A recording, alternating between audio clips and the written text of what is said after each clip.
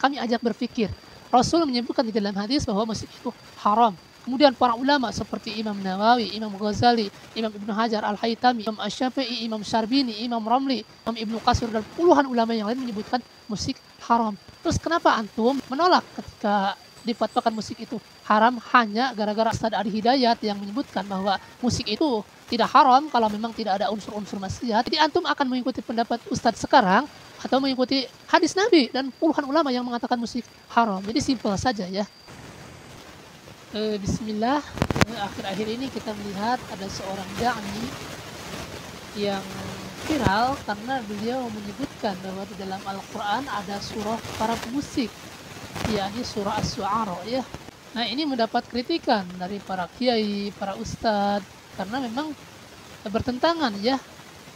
Karena Asy-Syu'ara itu bukan para pemusik, tetapi para penyair. Mungkin ini sebagian orang akan menganggap ini adalah hal yang sepele, tetapi ini bukan masalah yang sepele.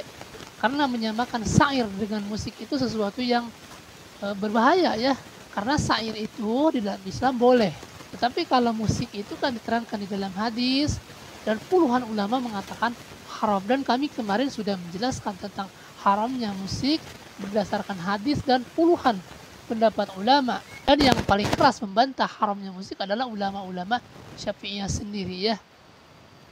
Nah, namun yang disayangkan ketika kita menanggapi video Al-Ustaz Adi Hidayat, justru para pengikutnya yang ngamuk dan tidak menerima apa yang kita jelaskan. Ketika kita menyebutkan musik itu haram berdasarkan hadis Nabi, berdasarkan puluhan kitab para ulama, mereka tidak terima karena Al-Ustaz Adi Hidayat menyebutkan jika musik itu tidak ada unsur maksiat maka tidak haram. Nah, jadi yang kami heran, kenapa kalau fatwanya Al-Ustaz Adi Hidayat yang menyebutkan bahwa musik itu tidak haram kalau memang tidak ada unsur-unsur maksiat, tetapi hadis Nabi mereka tolak. Hadis Nabi yang menyebutkan layakunana min ummati aqwamun yastahiluna al-hira wal harira wal khamra wal ma'azib. Akan ada dari umatku kaum-kaum yang akan menghalalkan zina, yang akan menghalalkan sutra bagi laki-laki, yang akan menghalalkan khamr, dan akan menghalalkan alat-alat musik. Nah, jadi di dalam hadis tersebut Rasul sudah jelas menyebutkan bahwa hukum asal musik itu haram, tetapi nanti kata Rasul akan ada dari umat Rasul yang akan menghalalkan musik. Nah, dan ini sudah terjadi. Nah, ketika kita bantah pernyataan orang-orang yang menghalalkan musik dengan hadis Nabi, mereka justru menolak ya. Padahal jelas Rasul menyebutkan bahwa musik itu haram. Bahkan perlu antum ketahui, ini yang suka membabi buta ketika disebutkan musik itu haram, perlu antum ketahui bahwa yang paling keras mengharamkan musik adalah ulama-ulama yang bermadzhab Syafi'i sendiri ya. Bahkan dengan tegas Al-Imam Ibnu Hajar Al-Haytami di dalam kitab Az-Zawajir beliau menyebutkan wa qad ulima min ghairi syakkin anna Syafi'i harrama sa'ira anwa'i zamri. Telah diketahui tanpa keraguan bahwa Al-Imam Asy-Syafi'i mengharamkan seluruh jenis alat-alat musik ya. Itu yang menyebutkan Al-Imam Ibnu Hajar Al-Haytami. Beliau seorang ulama mazhab Syafi'i. Beliau menyebutkan bahwa Imam Syafi'i mengharamkan seluruh jenis alat-alat musik ya. Kalau rebana boleh karena ada hadis yang menyebutkan boleh rebana dalam dua keadaan. Pertama ketika Idul Fitri atau Idul Adha, yang kedua ketika walimah pernikahan. Itu pun ada syarat-syaratnya.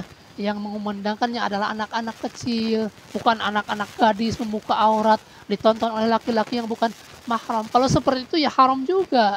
Kemudian Al-Imam An-Nawawi rahimahullah ta'ala, beliau mengharamkan musik. Beliau ulama besar dari mazhab Syafi'i. Beliau Al-Imam An-Nawawi keras menyebutkan bahwa musik itu hukumnya haram. Sebagaimana yang beliau sebutkan, al-ma'azibu wal-autaru yahrumu isti'maluhu wastima'uhu. Sesungguhnya alat-alat musik dan alat-alat yang bersenar itu haram memainkannya dan haram pula mendengarkannya. Nah, itu ulama Syafi'iyah sendiri mengatakan haram. Kenapa antum yang mengaku bermazhab Syafi'i ketika kita kritik bahwa musik itu haram, kemudian kalian yang mengaku bermazhab Syafi'i ngamuk-ngamuk hanya karena ada fatwa seorang ustadz yang membolehkan musik kalau tidak ada ilat kemaksiatan. Kemudian Al-Imam Al-Ghazali, beliau juga seorang ulama mazhab Syafi'i mengharamkan musik. Kata beliau apa? al-ma'azifu wal autaru haramun li'annaha tashuqu ila syarbi wa huwa syi'arus sarbi. Sesungguhnya alat-alat musik dan alat-alat yang bersenar itu haram karena membangkitkan hasrat untuk minum khamr, dan itu merupakan syiarnya orang-orang yang suka minum khamr. Nah, jadi kami ingatkan buat kawan-kawan, khususnya buat kawan-kawan yang menolak keras tentang haramnya musik. Coba kami ajak berpikir. Rasul menyebutkan di dalam hadis bahwa musik itu haram.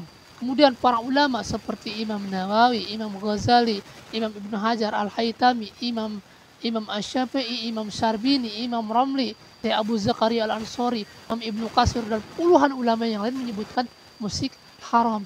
Terus kenapa antum yang hidup di zaman sekarang menolak ketika difatwakan musik itu haram hanya gara-gara ada seorang ustadz yang membolehkan musik? Jadi antum akan mengikuti pendapat ustadz sekarang atau mengikuti hadis Nabi dan puluhan ulama yang mengatakan musik haram? Jadi simpel saja ya.